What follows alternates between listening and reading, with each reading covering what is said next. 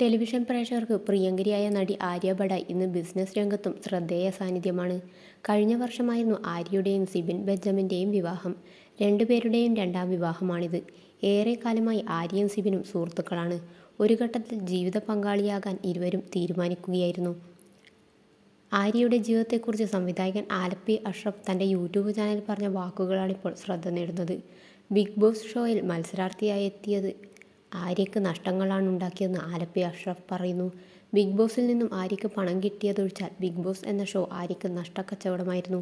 ഇമേജിനൊപ്പം തൻ്റെ പ്രേമഭാജനത്തെയും നഷ്ടമായി. ഇത് ആര്യ ഡിപ്രഷനിലേക്ക് തള്ളിവിട്ടു.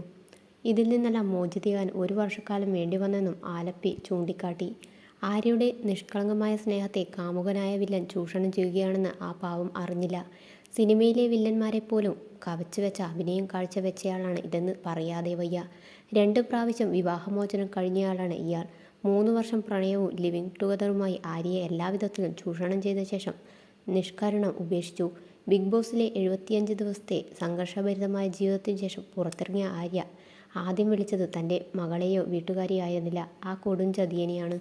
പിന്നീടാണ് തന്നെ ഞെട്ടിച്ച മനസ്സിനെ അപ്പാടെ തകർത്ത് കളഞ്ഞ ആ സത്യം ആര്യ അറിയുന്നത്.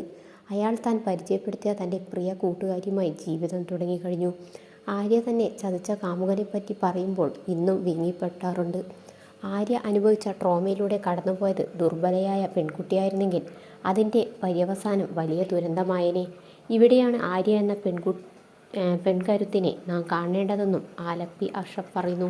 കാമുകൻ തന്നെ വഞ്ചിച്ചതിനെക്കുറിച്ച് നേരത്തെ ആര്യ തുറന്ന് സംസാരിച്ചിട്ടുണ്ട്.